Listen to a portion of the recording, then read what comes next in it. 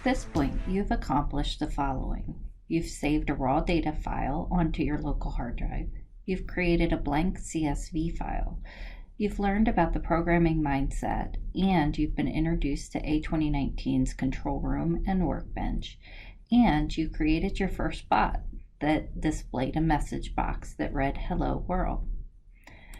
Our next goal is to begin working with the data. This video illustrates how variables will help us with several major goals, including reading and transforming the data from the raw data file, and writing the transformed data to our CSV file, but only when the record represents a sale that was shipped into our state. Let's go back to the programming mindset to remember what each of these steps would look like. While not on the screen, we learned earlier that we are going to have to tell the bot where to locate our raw data file and to open the raw data file before we can have the bot read the data from the data file. While it seems like we should start our bot program here, variables are akin to first instructing an individual to open the ice cream container, because variables help us prepare for the bot commands. To see how variables help us prepare for bot commands, let's combine our raw data file with these programming steps. I spaced out the raw data from the text file that I had illustrated in an earlier video. The bot is going to read the data in one row at a time.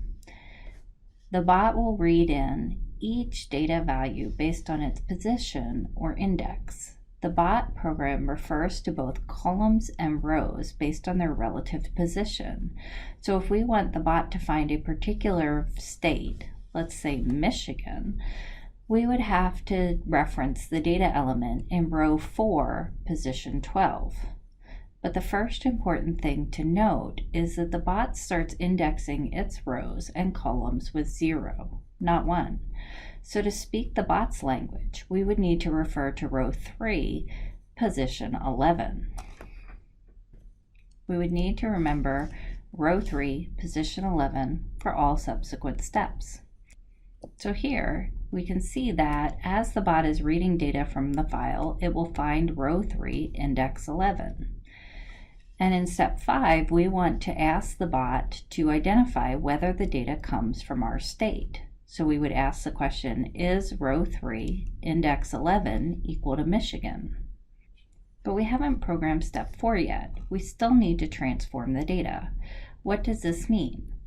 Looking back at our raw data, we see that Michigan is in quotes. This is because quotes are used to designate text in many different programs. However, when we were programming step 5, we wanted to ask whether row 3, index 11 is equal to Michigan without the quotes. So we would again need to use the row and index to tell the bot to transform the data from Michigan with quotes surrounding it to just Michigan. In step 6, we're going to instruct the bot to write the data into our CSV file only if it is for a sales record into the state of Michigan. So although our raw data file had 4 rows of data, we would only be writing data into our CSV file for the 4th row, because that's the only row that contained data for Michigan. In step 6, when we're instructing the bot to do this, we want the bot to put each data element into a particular cell in the CSV file. So we would again have to use the row and index positions to tell the bot which data to write into which cells in the CSV file. As you can see, this need to reference rows and indexes can become quite complicated for us as we're trying to get through our program. This is precisely where variables come in handy.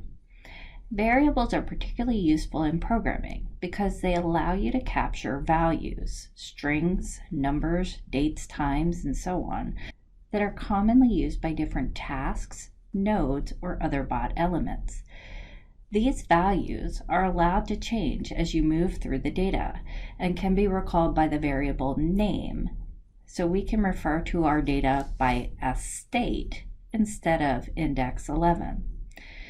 Since the data will be read in one row at a time, the variable is replaced each time a new row of data is read. While we have planned out all the variables you will need, and we will create them all in the next video, you can create variables as you program your bot. It is generally good practice, however, since we're trying to get into the programming mindset, to create all variables before constructing a program. This requires you to think first about your raw data file and your desired transformed output. Let's go over a couple more things with respect to variables. Two big variable types that we're going to be dealing with are string variables and numeric variables. String variables are variables that are typically used to categorize data. In other words, group the data. String variables can include letters, numbers, symbols, or any combination of these characters. What you want to be careful of is that sometimes we have numeric value data that we would use to group data. In other words, you would group data by zip code or record ID or order number. On the other hand, numeric variables are variables that we typically perform mathematical functions on. Do you want to add the numbers together? Do you want to subtract them? Do you want to multiply them? And so on. So what you want to keep in mind is that sometimes we have all numeric variables that are actually classified as string variables because we would use these variables to group data, not to perform mathematical functions on them. A couple more tips before we get into creating our variables. You generally want to avoid using spaces in variable names. While we as humans do not see a blank space, computer programs often do. So in this case, when we start out with sState as our desired variable name, if we type in sState and include an additional space behind it, the computer will be looking for that additional space. Likewise, if we were to start with a leading space, the computer again would not classify a variable as sState, they would classify it as blank space sState. You can use an underscore. In addition, we're going to get into some good practices by using standard naming conventions while labeling our variables. This will help you and others know exactly what data type each variable refers to. Numeric variables should begin with the letter N. String variables will begin with the letter S. Date variables will begin with the letter D. Table variables will begin with the letter T, and row variables should begin with the letter R. Now that we know why we want to use variables and what they can do for us, let's find out how to create the variables in Automation Anywhere's A2019.